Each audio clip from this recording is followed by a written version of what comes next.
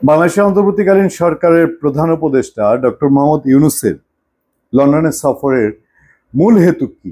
আমি এর আগেও কয়েকবার বলেছি, উনি লন্ডনে এবার গিয়েছেন দেশের কোন বিষয়টায়। মানে আগে তো উনি দেশের রাষ্ট্রপ্রধান, উনি 10-11 বার 12 বার 10 মাসের মধ্যে তিনি দেশের বাইরে যাচ্ছেন। তার জার্মানি সফর নিয়ে কথা হচ্ছে, তারপর তার চীন সফর নিয়ে কথা উঠেছে, তার নরেন্দ্র মোদীর সঙ্গে বৈঠক নিয়ে কথা হচ্ছে। তার এই যে লন্ডনে চার্লস হারমোনি অ্যাওয়ার্ড, এই অ্যাওয়ার্ডের যে তালিকায়, মানে আয়োজকদের ওয়েবসাইটে যে তালিকায় তার নাম নাই, সেটা নিয়েও কথা উঠেছে যে এগুলো কেন হচ্ছে, বা এরকম একটা মানুষকে, বিশ্ব মানের একজন মানুষকে পুরস্কৃত করা হবে, কিন্তু সেই ওয়েবসাইটের তালিকাটায় ভদ্রলোকের নাম নাই। আমি এর আগে একটা আলোচনায় বলেছি যে ওনাকে বলা হলো, বাংলাদেশের পত্রপত্রিকায় খবর আসলো যে ব্রিটিশ রাজ পরিবারের পক্ষ থেকে তাকে বিমানবন্দরে, হিথ্রো বিমানবন্দরে স্বাগত জানানো হয়েছে, কিন্তু পরিবারের কোন সদস্য বা রাজপরিবারের কোন প্রতিনিধি সেটা আমি পাইনি। অন্তত আমার দেশ পত্রিকার রেফারেন্স দিয়ে আমি বলেছি যে প্রথম যেখানে রিপোর্টার ছিল সেখানে আমি এটা পাইনি। তারপর দেখা গেছে যে বাংলাদেশের প্রধান উপদেষ্টার অন্তর্বর্তীকালীন সরকারের প্রেস সচিব, তিনি হিথ্রো বিমানবন্দর থেকে বের হওয়ার পথে সেলফি তুলছেন। ক্যামেরাম্যান আছে নিশ্চয়ই, মানে প্রধান উপদেষ্টা প্যারালাল টু বাংলাদেশের প্রাইম মিনিস্টার, তার ছবি তোলার জন্য সরকারি বহু দপ্তর থাকে, বহু ফটোগ্রাফার থাকে, তারা বাদে তিনি ছবি তুলছেন। এবার আমার সামনে একটা খবরটা দৈনিক প্রথম আলোতে আছে। প্রথম আলো খবরটা তাদের ফ্রন্ট পেজে, তাদের যে অনলাইন ভার্সন, সেখানে তুলেছে যুক্তরাজ্যের প্রধানমন্ত্রীর সঙ্গে প্রধান উপদেষ্টার বৈঠক অনিশ্চিত। একটু খবরটা আগে চোখ দিয়ে নেই। যুক্তরাজ্যের প্রধানমন্ত্রী স্যার কিয়ার স্টারমারের সঙ্গে লন্ডন সফররত বাংলাদেশ অন্তর্বর্তী সরকারের প্রধান উপদেষ্টা অধ্যাপক মোহাম্মদ ইউনূসের বৈঠকের কোনো সূচি এখনো ঠিক হয় নাই। আমি আপনাকে বলেছিলাম যে একজন রাষ্ট্রপ্রধান আরেকটা রাষ্ট্রে যখন যান, রাষ্ট্রপ্রধান লেভেলের বৈঠক। এর আগে বাংলাদেশের নিউজে জানানো হয়েছে, ব্রিটেনের বাংলাদেশের হাই কমিশনার জানিয়েছেন, বাংলাদেশের পররাষ্ট্র মন্ত্রণালয় জানিয়েছে যে দ্বিপক্ষীয় বৈঠক হবে দুজনের মধ্যে, বাংলাদেশের প্রধান উপদেষ্টা এবং ব্রিটেনের প্রধানমন্ত্রীর মধ্যে দ্বিপক্ষীয় বৈঠক হওয়ার কথা। খেয়াল করবেন, কিন্তু এখন বলা হচ্ছে যে এটা সূচিতে এখনো নাই, সূচিতে ঠিক করা হয়নি। প্রেস সচিব শফিকুল আলম তিনি মঙ্গলবার লন্ডনে এক সংবাদ সম্মেলনে প্রশ্নের জবাবে এই তথ্য জানিয়েছেন।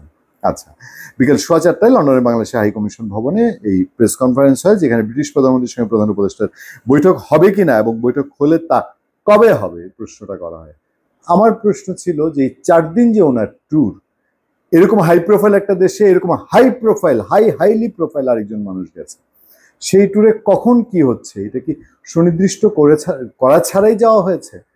তারেক রহমানের সঙ্গে একটা মিটিং, সেটাও তো এখান থেকে শিডিউল ডিক্লেয়ার করা হয়নি, বা এখনো সরকারের দিক থেকে বলা হয়েছে কিনা। প্রেস সচিব বলেন, কিয়ার স্টারমারের আমরা যেটা জানতে পেরেছি যে উনি সম্ভবত কানাডায় আছেন, কানাডা ভিজিট করছেন। আজকে ব্রিটিশ এক পার্লামেন্টারি এমপি এসেছিলেন, উনি জানালেন যে উনি, মানে কিয়ার স্টারমার কানাডায় আছেন। কিয়ার স্টারমার কানাডায় আছেন, লন্ডনে নাই, এটা ব্রিটিশ এমপি জানানো লাগে? আচ্ছা, এরপরেও তারা চেষ্টা করছেন জানিয়ে প্রেস সচিব বলেন, সময় ও শিডিউল ম্যাচ করলে, মানে সূচি মিললে যুক্তরাজ্যের প্রধানমন্ত্রীর সঙ্গে প্রধান উপদেষ্টার বৈঠক হতে পারে। 4 দিনের ট্যুরে গিয়েছেন, স্থানীয় সময় ব্যাকগ্রাউন্ড বলা হয়েছে। শফিকুল আলম বলেন, ডরচেস্টার হোটেলে দুপুর 12টায় প্রধান উপদেষ্টার সঙ্গে ইউরোপীয় বিমান সংস্থা এয়ারবাসের নির্বাহী vice president Wouter van Wersch এবং দুপুর 12:30টায় স্কটল্যান্ড ভিত্তিক মেনজিস এভিয়েশনের এক্সিকিউটিভ ভাইস প্রেসিডেন্ট, স্কটল্যান্ড ভিত্তিক মেনজিস এভিয়েশনের এক্সিকিউটিভ ভাইস প্রেসিডেন্ট, মানে এই এয়ারলাইন্সের নাম বাংলাদেশে কতজন শুনেছেন, কি জাতি এর থেকে পাবে আমি জানি না, নিশ্চয়ই এই ট্যুর শেষে জানা যাবে। ভাইস প্রেসিডেন্ট চার্লস ওয়াইলির পূর্ব নির্ধারিত বৈঠক অনুষ্ঠিত হয়। আচ্ছা, প্রধান উপদেষ্টা তো দেশে এসে বাংলাদেশের রাষ্ট্রপতিকেও জানাবেন বলে এরকম আগে তো ঘটেনি, উনি যে 10 বার গেছেন, বাংলাদেশের রাষ্ট্রপতিকে তার এই যে ট্যুরের আপডেটগুলা কি কি হয়েছে, কি কি পেয়েছে বাংলাদেশ, সেগুলো জানায় সাধারণত এই পদে যারা থাকেন, এটি তিনি জানাচ্ছেন না। এরপর বেলা 2টায় বাংলাদেশি বংশোদ্ভূত ব্রিটিশ এমপি রূপা হক, আফসানা বেগম সহ অল পার্টি পার্লামেন্টের মেম্বার গ্রুপের সদস্যদের সঙ্গে প্রধান উপদেষ্টার বৈঠক হয়। বৈঠকে বাংলাদেশের বিষয়ে বিভিন্ন প্রশ্নের জবাব দেন অধ্যাপক মোহাম্মদ ইউনূস।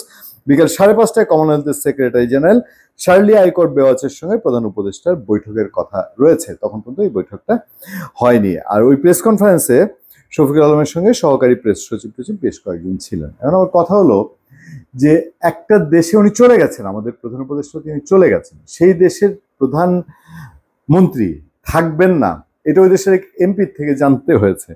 তো আমাদের যে ওখানে একটা পুরোদস্তুর মিশন আছে, তারা কি করেছে এতদিন। ধন্যবাদ সবাইকে, ভালো থাকবেন, সুস্থ থাকবেন, সত্য করুন এবং সহনশীলতার সাথে। আপনাদের সাথে আমি আতিক রহমান, পূর্ণিয়া।